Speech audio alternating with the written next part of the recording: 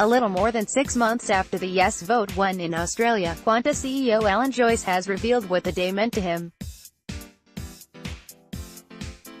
Speaking at this year's LGBTI Inclusion Awards in Sydney, the Pride and Diversity co-patron said it was an honour to fill the big shoes of former co-patron Michael Kirby, before highlighting how much had changed over the past year.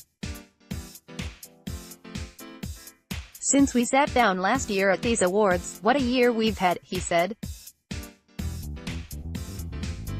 "Particularly at the end of the year, where we saw an amazing outpouring of support for the LGBTI community with a vote by Australian people on changing the Marriage Act.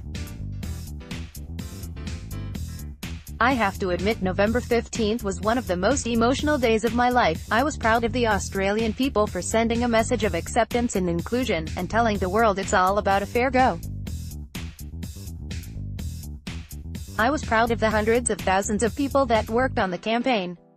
He added that much of the hard work that went behind winning the postal survey was undertaken by people behind the scenes.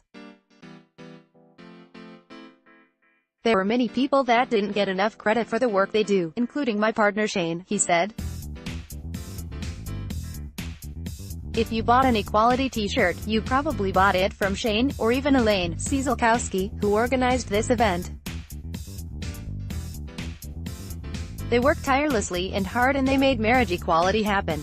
Despite the major victory, Alan Joyce added being open and proud in the workplace is a hurdle faced by LGBTI people around the world, even in the most progressive cities. "I heard the story of a young guy in New York, one of the most open environments in the world, who was working for a big bank and hadn't built up the courage to tell his boss that he was gay," he said. "When he finally did tell his boss, it was a relief, because his boss was so excited, but that concern or fear around coming out is still there, even in major banks around the world.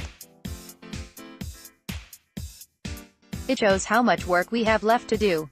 The LGBTI Inclusion Awards saw more than 700 business leaders, diversity champions, and professionals gather to celebrate the results of the Australian Workplace Equality Index, a WEI.